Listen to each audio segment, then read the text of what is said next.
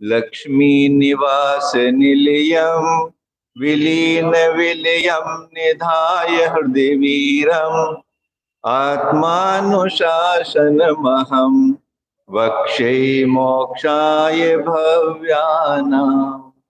पंच परमेष्ठी भगवान की, 2400 तीर्थंकर भगवान की, देवाधिदेव 1008 श्री आदिनाथ भगवान की, परम पूजाचार्य श्री शांति सागर जी महाराज की, परम पूजाचार्य श्री विमल सागर जी महाराज की, परम पूजाचार्य श्री सरमती सागर जी महाराज की, परम पूजाचार्य गुरुदेव सुंदर सागर जी महाराज की, गुरुदेव समंत भद्र स्वामी की।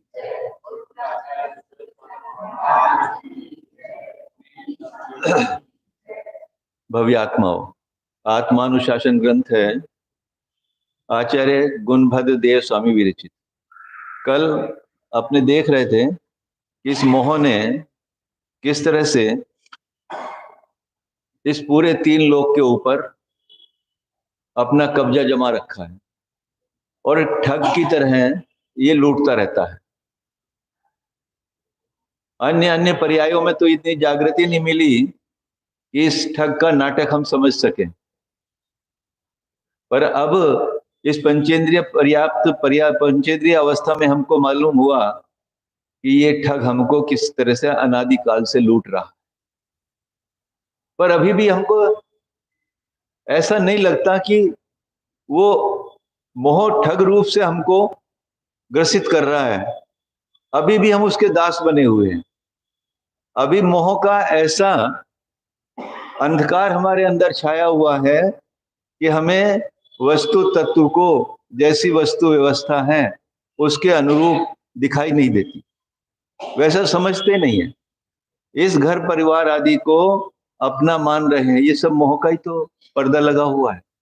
एक बार ये हट जाए तो वस्तु की कैसी व्यवस्था है, वस्तु का क्या धर्म है, वो समझ में आएगा।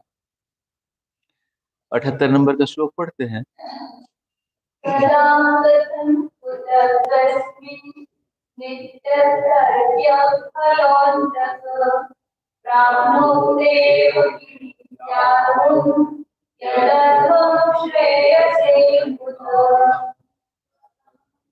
हाँ, ये आयु कर्म यानी खल अंत कह, कैसा है? ये दुष्ट है। कैसा है? दुष्ट। अंतक यानी मृत्यु का काल, मृत्यु यानी काल या आयु कर्म कैसा है किसी को भी मालूम नहीं। किसी को मालूम है क्या?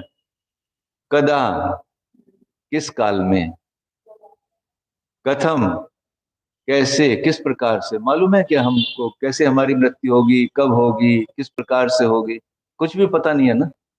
ये कब आके ये पूर्णता हो जाएगी आयु कर्म की, किस काल में, कथम, किस प्रकार से, कुतः, किस स्थान में। एक छोटा सा उदाहरण याद आ गया। राजा का दरबार लगा हुआ था। एक साधु द्वार पे पहुंचा तो द्वारपाल ने रोका, कहले नहीं, राजा के पास जाना है। राजा से परमिशन मिली तो वो साधु द्वारपाल के साथ में चल दिया। तो बीच में कई स्पेस पड़ते थे, जैसे पढ़ते ना, दलान पड़ता, ये पड़ता। तो साधु ने ऊपर देखा, एक कबूतर बैठा हुआ था। उसको देखकर साधु बहुत हंसा। हंसते हुए द्वारपाल के साथ दरबार में पहुंच गया। वहां से आधा पौना घंटे बाद राजा से चर्चा करके फिर वापिस आया। वापिस आके फिर देखा उसने ऊपर, वहां कबूतर नहीं था। फिर जोर से हंसा। तो जो द्वारपाल साथ में था उसने पूछा कि महाराज जी, जब आप इधर से गए थे ऊपर देखा था तब भी हंसे आप बहुत, और अभी वापस लौटते में भी आपने बहुत हंसा। आपकी हंसी का क्या कारण है? क्या राज है आपकी हंसी में? तो साधु कहने लगा कि देखो, जब मैं जा रहा था यहां से तो मैंने देखा एक कबूतर बैठा है, तो फिर क्या हुआ, इसकी 1000 किलोमीटर दूर 1 घंटे में मृत्यु होने वाली है, ये अभी यहीं बैठा हुआ है, ये कैसे पहुंचेगा वहां पे? 1 घंटे में तो इसकी 1000 किलोमीटर इसको चलना है, और अभी यहीं बैठा हुआ है, और इस क्षेत्र में उसकी मृत्यु होने वाली, वो तो अभी 1000 किलोमीटर दूर है। और जब मैं अभी आया लौट के, देखा नहीं है, इसका मतलब वो वहां पर पहुंच चुका है। यानी ये जीव जिस स्थान पे, जब, जिस प्रकार से, जिस क्षेत्र में मृत्यु होनी है, अतर्क, और वो नित्य है, निश्चित है, होना ही है, उसका अतर्क यानी उसका विचार नहीं किया जा सकता। यानी कल सुबह को हम यहाँ पर इतने लोग बैठेंगे जितने यहाँ पे हैं, क्या आवश्यक है? ये निश्चित नहीं है कि कल सुबह होगी या नहीं होगी, आज शाम होगी या नहीं होगी, 1 घंटे बाद क्या स्थिति होगी। एक आदमी शास्त्र सुन के गया और मुनिराज को आहार दिया, हमारा संघ था वहीं पे कानपुर में, रोजाना पूजा करता था, उम्र तो थी 60-70 की तो होगी। घर गया, खूब अच्छी स्थिति थी, 1 बजे खबर आ गई, वो तो गया, खूब अच्छे से आहार दे के गया। यानी बाहुबली में भी, हाँ, रोज आते थे, डेली आती थी वहीं पे। कितने ऐसे उदाहरण हैं। यानी इस जीव को अपनी आयु का कुछ भी भरोसा नहीं है, किस स्थान पर, किस काल में, किस स्थान पर, किस क्षेत्र में, और किस प्रकार से। पीछे सुना था 2-3-4 साल, 3 साल पहले की बात होगी, आचार्य चैत सागर जी महाराज का संग जा रहा था, 3 आरिकाएं थी, पीछे एक ट्रक साइड में खड़ा था, वो ट्रक क्रॉस कर रही थी, इतने में पीछे से ट्रक आया और तीनों को लपेट दिया। देखो कैसा आयु कर्म, किस स्थान पर, किस समय पे, 1 सेकंड भी इधर से उधर नहीं होने वाला, सेकंड तो बहुत बड़ा हो गया, एक समय का भी ये नहीं कि क्या अभी अपने साथ होने वाला है। तो किस समय पे ये आयु कर्म हमें समाप्त कर देगा, हमारा ये पर्याय कब तक ये रहेगा, इसको कोई भी नहीं जानता, इसका कुछ भी विचार नहीं किया जा सकता। और प्राप्नोति है, और ये निश्चित होना ही होना है, ऐसा भी नहीं कि नहीं होना, आयु कर्म नाश होना ही होना है, निश्चित है वो। किम इति अध्वम यतध्वम श्रेयसे बुध, हे बुद्धिमान, हे विद्वानों, हे ज्ञानी जनों, इतना सब जानते हुए भी किमिति अध्यम, क्यों निश्चिंत बैठे हो कि मेरा कुछ नहीं होने वाला। निश्चिंत बैठे ना कि अभी तो कुछ नहीं होने वाला, अभी तो हम ठीक ठाक है, अच्छे हैं, स्वास्थ्य भी ठीक है, निश्चिंत बैठे हैं ना। तो आचार्य कहते हैं क्यों निश्चिंत बैठे हो, चिंता करो कि कब तुम्हें ये आयु कर्म समाप्त कर देगा, यम तुम्हारे दरवाजे पे खड़ा हुआ है। यतध्वम श्रेयसे, श्रेयसे अपने कल्याण के लिए, अपनी आत्मा के कल्याण के लिए, यतध्वम तो यत्न कर। कितना आचार्य भगवान हमको समझा रहे हैं, ऐसी ऐसी चीज निकाल के दे रहे जो अदृश्य है। ये आयु कर्म हमारा कब खत्म हो जाएगा, ये मनुष्य पर्याय हमारी कब समाप्त हो जाएगी, किस लिए मिली थी ये मनुष्य पर्याय, ये किस लिए मिली थी, जो कर रहे हो उसके लिए। यत्न करना किसके लिए, श्रेय से, अपने कल्याण के लिए, अपने आत्मा के कल्याण के लिए, करोड़ों रुपया कमाने के लिए, है? किस लिए मिला था? हर्षवर्धन भैया 2400 घंटे एक ही काम, अब तो कम कर दिया। यानी कम किया मतलब अब तो उसको जैसे पूरा एलिमिनेट करो, वो काम करने योग्य नहीं है हमारे, अब कम कम करते ऐसे करो कि नहीं, अब उसमें से हमें कुछ भी नहीं करना, अब श्रेयस जो मोक्ष यानी जो कल्याण का मार्ग इस आत्मा का है, उसके लिए यत्न करना है। ग्रस्त में रह के यत्न हो जाएगा क्या? हो जाएगा? कोई भी तीर्थंकर घर में रहते हुए तीर्थंकर नहीं हुए। कोई भी चक्रवर्ती तीर्थंकर अरहंत बने हैं तो घर में रहते हुए नहीं, वो छोड़ना ही पड़ेगा सब। ये अवस्था धारण करनी पड़ेगी, तभी ये मार्ग मिलेगा। तो इस आत्मा का कल्याण करने के लिए, इस हित का, इसके हित के लिए यतध्वम, तो यत्न कर। यदि ये पर्याय ऐसे चली गई, बहुत मुश्किल। इसकी अभी हमें ये किस तरह से हमको मिली है, कितनी मुश्किल से मिली है, इसका अभी भान नहीं है, इसका ज्ञान नहीं है। जब इसको सोचेंगे, विचार करेंगे कैसे मिली है, बहुत मुश्किल से मिली है और आगे बहुत कितने भवों बाद मिलेगी, ये कुछ भी पता नहीं है अभी। और काल का तो कुछ पता नहीं। मान लीजिए एक बार स्वर्ग में चले गए, नरक में चले गए, सागरों की आयु है वहां पर, पड़े रहो वहां पर। या तो सुख देव पर्याय मिली तो भोगों में लिप्त रहो, और नरक पर्याय मिली तो मार काट में लिप्त रहो। ये ऐसा अनुपम वस्तु मिली हुई है, ऐसा अनुपम भव मिला हुआ है ये, कि ये दोबारा मिलने वाला नहीं है। आचार्य बार बार प्रेरणा दे रहे हैं कि तू अब यत्न कर, और इसी पर्याय में कर सकता, और कहीं कर भी नहीं पाएगा। इसीलिए प्रेरणा कर रहे हैं, यतध्वम श्रेयसे, इस अपनी आत्मा के कल्याण के लिए तू अब यत्न कर। पर क्यों नहीं हमारी समझ में आती बात? ये भी तो कारण है। इतना रोज शास्त्र पढ़ते हैं, इतना सुनते हैं, इतना कहते हैं, आहार दान भी देते हो, किसी को कहो कि पर्चा भर दो, पर्चा भरने के लिए कोई तैयार नहीं है। यानी अपनी कुछ सीमा बनाने के लिए भी तैयार नहीं है हम। हमने तो ये भी नहीं कहा अरे जितना आपको पुण्य से मिला है उससे थोड़ा अधिक सीमा कर लो अपनी। पर पता नहीं क्यों नहीं भाव होते। इतने पर्चे बांटे अपने हर्षवर्धन भैया, एक भी टर्नअप नहीं हुआ, एक भी लौट के नहीं आया। ऐसा मोह का ऐसा हमारे ऊपर पर्दा पड़ा हुआ है कि हम अपने आत्मा के कल्याण के लिए कुछ भी नहीं सोच पाते। 24 घंटे में 1 मिनट भी कुछ भी नहीं सोच पाते। यहाँ थोड़ी देर के लिए आ गए, जिनवानी सुन लिया, बस अपना काम हो गया, बाहर निकलते के साथ ही सफा। तो आचार्य भगवान कह रहे हैं ये अनुपम भाव मिला हुआ है, आयु कर्म तेरे बिल्कुल पास में खड़ा हुआ है। प्रति समय अपने आयु कर्म को, अपने इस मनुष्य पर्याय के अंत समय को अपने सामने देखो कि बस कब पता नहीं ये मुझे ग्रसित कर लेगा।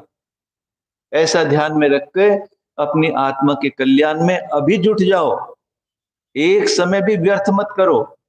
बहुत अमूल्य जीवन मिला हुआ है। कुछ भी राशि दे देना, कुछ भी करोड़ों रुपए खर्च कर देना, हीरे जवाहरात भी उसके बदले में दे देना, तो इस मनुष्य जन्म का एक समय भी खरीद नहीं पाओगे। इतनी अमूल्य, इतना अमूल्य मनुष्य पर्याय है। पर ये तो हम कौड़ियों के भाव बेच रहे, बर्बाद हो रहा हमारा ये जीवन। देखो अंतर में आचार्य उसके कितनी कीमत बता रहे हैं, और हम कितने में उसको अपने टाइम को। हाँ, अभी माता जी ने बताया था कि जब टाइम पास नहीं होता तो चलो टीवी देखो, नॉवेल पढ़ो, हाँ, बाहर घूमने चलो, गप्पे लगाओ। तो वो क्या खरीद रहे हो आप उससे करके? इतने कर्मों को कमा रहे हो, कितने भवों के लिए कर्मों को आप बांध रहे हो, अभी समझ में आ नहीं रही है बात। तो ये पर्याय इस तरह टाइम पास करने के लिए नहीं मिली। ये तो एक एक सेकंड इस पर्याय का अत्यंत अत्यंत कीमती है, और इसको हमको किस तरह से इन्वेस्ट करना है। एक्सपेंस नहीं करना। एक्सपेंडिचर और इन्वेस्टमेंट दो चीज होती है। एक्सपेंडिचर तो खाया खोया बह गया, और इन्वेस्टमेंट जो हमें आगे मिलने वाला है। तो अपनी इस मनुष्य पर्याय का एक एक समय हम किस तरह से लगाएं, किस तरह से खर्च करें कि इस आत्मा का कल्याण हो जाए। आगे बढ़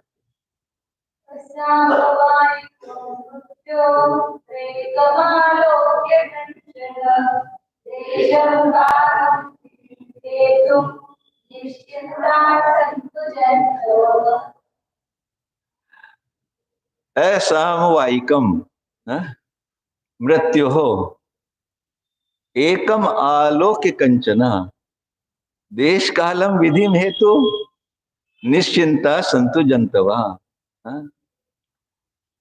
हे जंतुओं, हे प्राणियों, निश्चिंत हो जाओ। है? कहाँ होंगे निश्चिंत हम? फिर हमें मृत्यु नहीं सता पाएगी। कहाँ होंगे? किस क्षेत्र में, किस काल में होंगे? हाँ, किस देश में, किस काल में हम निश्चिंत होंगे जहां मृत्यु नहीं सता पाएगी हमको? हाँ, हाँ, सब जानते हैं, जानते सब है कि वो स्थान ऐसा है वहां पर आयु कर्मणी है। जब कर्मणी वहां पर उसका एग्जिस्टेंस नहीं है तो वो हमें सताएगा क्या? तो मोक्ष के लिए ऐसे जो अगोचर, ये प्रतिकूल है, असामयिक है जो मृत्यु, उसको एकम आलोक्य, किसी प्रकार भी देश काल विधि, किसी भी देश में, किसी भी काल में, किसी प्रकार से वो आपकी मृत्यु हेतु नहीं बनेगी। कहाँ? निश्चिंत हो जाओ उससे, मोक्ष में। हाँ, तो वो किसी भी काल में है ऐसा वो। हाँ, मोक्ष ही एक ऐसा स्थान है, वही देश है, वही काल है? और उसी प्रकार से यदि इस आत्मा का कल्याण कर लिया फिर कभी भी हमें जन्म या मरण नहीं करना पड़ेगा। तो ऐसा कार्य हमको करना चाहिए इस आत्मा के लिए, इस भव में, कि हमें मृत्यु ना हो। तीर्थंकरों ने तो यही काम किया। उनके जन्म मरण को पंडित पंडित मरण कहा है, पर जो मरण कहा जाता है जन्म की अपेक्षा से कहा जाता है। जिसके बाद जन्म ना हो ऐसा मरण करना है हमको। तो ऐसा मरण कब संभव है? जब हमें निर्वाण हो जाए, मोक्ष हो जाए, एनलाइटनमेंट को प्राप्त कर लूं। वही केवल एक अवस्था है और उसके लिए उद्यम हम, उसी के लिए प्रयास केवल इस भव में कर सकते हैं, अन्य किसी भव में नहीं। त्रियंच नारकी और देवों में भी हमें मोक्ष जाने के लिए प्रयास नहीं कर सकते। आज ऐसी अनुपम संधि, ऐसी सर्वोत्कृष्ट पर्याय हमको मिली हुई है, परंतु फिर भी यह आदमी, ये जीव मोह के वशीभूत होकर, देखो अपने अंदर ही जरा सी कोई बात कहें आपको कि प्रतिमा धारण कर लो, आपकी आत्मा का कल्याण होगा, नरक में नहीं जाना पड़ेगा, कैसे होगा? कुएं का पानी नहीं मिलेगा, बाहर जाएंगे तो कितने झंझट बता दोगे एक बार में। हाँ, अरे नहीं मिलेगा तो नहीं मिलेगा, मर जाएंगे क्या? और आयु कर्म होगा तो मर नहीं सकते, आयु कर्म नहीं होगा तो खाने के भी मर गए, खाने से भी मर जाएंगे। तो ऐसी दृढ़ता अपनी आत्मा के प्रति, और शरीर का तो नाश होने ही वाला है, ऐसी दृढ़ता क्यों नहीं बन पा रही? अभी हम सोच रहे थे, जैसे आप तो व्यापारी हो, कहीं नई जगह पे पहुंचे, होलसेल में आपको माल खरीदना है, तो वहां पे जिस मार्केट में पहुंचोगे बहुत सारे एजेंट, दलाल घूमते हैं वहां पर। आपको जो सही दुकान होगी वहां तक नहीं पहुंचने देंगे, क्योंकि दूसरी दुकानों पे जाके आपको, उनको कमीशन मिलता है, तो वहां पे ले जाएंगे, आपको सही स्थान पर नहीं जाने देंगे। तो ये मोह भी ऐसा एजेंट है जो हमें सही स्थान पर नहीं ले जाता, अन्य अन्य स्थानों पर ले जाता है और हमको लूट रहा है। ऐसा एजेंट है ये, हमें हमारे अपने आत्मा तक नहीं पहुंचने देता, अन्य अन्य स्थानों पर जो हमें लुभावने लगते हैं ऐसे विषय, उनमें रमा देता है। और हम ऐसे पागल हुए हैं कि उसकी बात सुन के हम सब उनके विषयों में लग जाते हैं। कैसी विचित्रता है देखो। ये मोह हमें बाहर इंद्रियों के विषय दिखाकर उनमें लोलुपी कर देता है, उन्हीं की ओर आकर्षित कर देता है और हमें हमारी आत्मा के पास आने ही नहीं देता। उसे मालूम है कि यदि एक बार ये अपनी आत्मा के सुख को देख लिया, इसने अपनी आत्मा के आनंद को देख लिया, तो तेरी रोजी रोटी समाप्त हो जाएगी, तेरा कुछ नहीं चलने वाला फिर। पर हम अनादिकाल से इस मोह के वश में, इस ठग के वश में होकर, ठग कहा इसको, और हम ठगे जा रहे हैं। अभी भी यही हो रहा है इस पर्याय में भी। इतना गुरुओं का उपदेश मिला, इतना। अभी पीछे एक जो श्लोक आया था कि पता नहीं कितने पूर्व में हमने तप किया होगा, आज जो ये मनुष्य पर्याय और इतना सब समागम हमको मिला है। और अभी यदि कुछ भी नहीं किया हमने, इस समागम के मिलने पर भी यदि हमने अपनी आत्मा के कल्याण के बारे में कुछ नहीं सोचा, तो फिर क्या मिलने वाला है? एक इंद्रिय, दो इंद्रिय, तीन इंद्रिय, चार इंद्रिय पर्याय में घूमते रहना। कुछ भी वहां पे कोई कैसे भी आएगा, ट्रकों में अपने आपको सड़क पर कुचलते हुए निकल जाएगा, कोई एफआईआर लिखाने वाला नहीं होगा आपकी।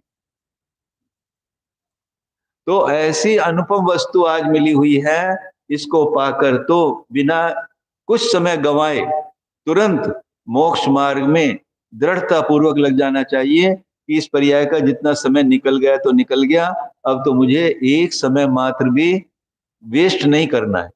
दीक्षा लेनी है अभी 3 महीने बाद, तो 3 महीने की सीनियरिटी क्यों खो रहे हो भैया? 3 महीने बाद लेंगे, अभी आज से बन जाओगे 3 महीने। अब महाराज जी को अभी देखिए, कल 1 महीना हो जाएगा दीक्षा दीक्षा दीक्षा, और 1 महीने की इनकी सीनियरिटी हो गई। 1 महीने कल हो जाएगा, 8 तारीख को, 9 तारीख को दीक्षा हुई। तो एक समय भी मत गंवाओ इस मोक्ष मार्ग पे आने पर, क्योंकि आत्मा के कल्याण में जैसे ही आप मोक्ष मार्ग पे आते हो, ऐसे असंख्यात गुणी और अनंत गुणी निर्जरा होती है कि एक एक समय में वो ऐसे मल्टीप्लाई होता है, इतने कर्मों के पहाड़ गिरते हैं मोक्ष मार्ग पे आते से, पर कुछ भी समझ में नहीं आता। ये मोह कुछ भी हमें करने नहीं देता। आगे श्लोक।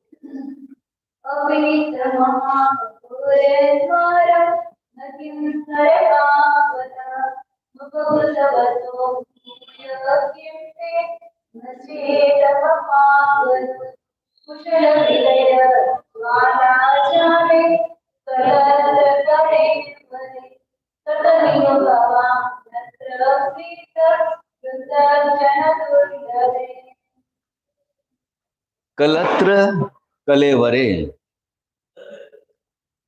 स्त्री के शरीर में कैसा बताया है उसको, स्त्री का ही सब पूरा इसमें श्लोक में वर्णन किया है कि स्त्री का शरीर कैसा है। अपिहित महाघोर द्वारम, अपिहित ऐसा घोर द्वार है जो ढका हुआ नहीं है, खुला हुआ है। नरक आपदाम, नरक जैसी आपदाओं को देने वाला, नरकों की जैसी आपद मुसीबतों को, विपत्तियों को देने वाला ऐसा खुला महाघोर द्वार है। न किम, क्या तू नहीं जानता? उपकृतवत भूय, और अब लगता है कि ये मेरा तो बहुत उपकार कर रहा है, इससे तो मेरा बहुत उपकार हो रहा है। न चेदम अपा करो, ये ऐसा नहीं है। पूजा में पढ़ते हो ना आप, कुरेतिया के अशुचितन में, हाँ नहीं याद? रोज पढ़ते हो ना दशलक्षण पूजा में, कुरेतिया के अशुचितन में काम रोगी रति करे, बहु सड़हि मृतक मसान माही, कागजो चोचे भरे। कैसा स्त्री के शरीर में आसक्त हुआ ये जीव, जैसे मसान के अंदर सड़ा हुआ कोई शव पड़ा हुआ हो और उसमें कौवा आके, काग आके चोंचे भरता हो, जगह जगह से चोंचों से उसको खा रहा हो। ये उपमा दी है स्त्री के शरीर की, और ये ऐसा आदमी उसमें लंपटी बना हुआ है, और इसके शरीर को बहुत जो सुंदर दिखाई दे रहा है। आचार्य क्या कह रहे हैं? पल रुधिर राध मल थैली, की कस वसादिते मैली, नव द्वार बहे घिनकारी, असी देह करे किम यारी। क्या भरा है इसके अंदर? बहुत सुंदर है, ये सुंदर देह दिखाई दे रही है, ये ऊपर चर्म से ढकी हुई है मात्र, अंदर क्या भरा हुआ है? रक्त वसा, कितना दुर्गंधमय शरीर है ये, और किसके इसके अंदर हमारी कैसी प्रीति हो रही है, कैसे इस शरीर के अंदर हमारा लगाव हो रहा है। ये शरीर घोर आपदाओं का घर है और नरक आदि के दुख देने वाला है। कुशल विलय ज्वाला जाले, हाँ? और जो मेरा कुशलता यानी पुण्य है, मेरे पुण्य को विलय ज्वाला जाले, विलय माने नष्ट करने के लिए कैसा है, अग्नि की ज्वाला के समान है। कैसे, इसको सोचो थोड़ा। जब हम किसी तरह से भी स्त्री के विषय में विकार रूप परिणाम करते हैं तो कितना उद्रेक आता है, कितने परिणाम खराब होते हैं। उस पीरियड में, उस समय में देखो कैसे एक ज्वाला से जलता है और कितने कर्मों का बंद कर लेता है, कितने बड़े पहाड़ जैसे कर्मों को ये बंद कर लेता है, और उसका जो पुण्य था उसको जैसे पूरा जला डाला उसने। तो ऐसे अपने पुण्य को नष्ट करने के लिए, विलय करने के लिए, समाप्त करने के लिए ज्वाला जाले, ज्वलित अग्नि के समान है।